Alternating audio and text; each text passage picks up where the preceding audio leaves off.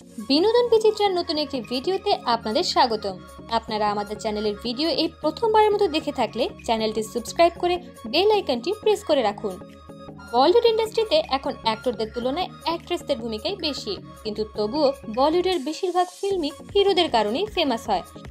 এমন অনেক অ্যাক্ট্রেসেস বলিউড ইন্ডাস্ট্রিতে রয়েছে যারা শুধু নিজের দক্ষতায় ফিল্মকে অন্য মাত্রায় পৌঁছে দেয়।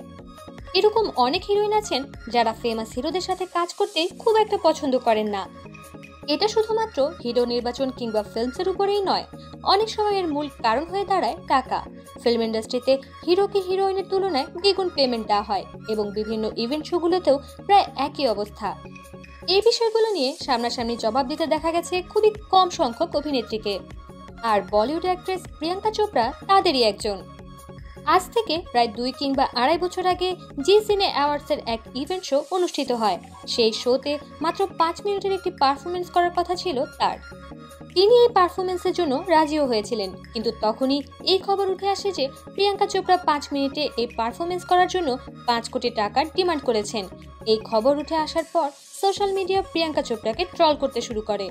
তাকে এ নিয়ে বারবার ট্রল করা হচ্ছিল, কিন্তু তিনি নিজে এ নিয়ে একটি কথাও বলেননি। কিন্তু তার এই বিষয়ে মুখ ভাঙা জবাব দেওয়ার সুযোগ আসে যখন তিনি একটি ইভেন্টে অংশ নেন এবং সেখানে তাকে এই ব্যাপারে সত্য মিথ্যা নিয়ে প্রশ্ন করা হলে তিনি জবাবে বলেন, এই কথা একদম সত্য। আমি একটা প্রশ্ন করছি, যদি এখানে আমার পরিবর্তে কোনো হিরো থাকতো তাহলে কি এ ধরনের কোনো মন্তব্য উঠে আসতো? এই প্রশ্ন কি করা হতো তাকে, নাকি তাকে নিয়ে কোনো ট্রল হতো?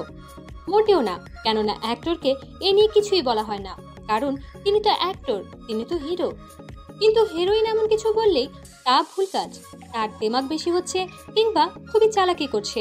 আপনাকে জানিয়ে রাখি, আমার টাকা পয়সা নিয়ে কোনো মাথা ব্যথা নেই, কিন্তু যেটা আমার ন্যায্য পাওনা তা আমি নিতেই পারি, কারণ আমি আমার কাজের বিনিময়ে টাকা নিচ্ছি।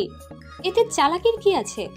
প্রিয়াঙ্কা চোপড়া পরিষ্কার করে বলেন যে, আমি অনেক বছর যাবৎ পরিশ্রম করে আজকের এই পজিশনে এসে পৌঁছেছি, আর এই জায়গায় দাঁড়িয়ে যদি আমি সেই টাকা না চাই যা আমি আমার কাজের জন্য ডিজার্ভ করি, আর সেই হিসেবে টাকা চাই যাতে লোকে কি বলবে ভাবতে হয়, তাহলে আমার উপরেই সমস্ত ঝামেলা এসে পড়বে।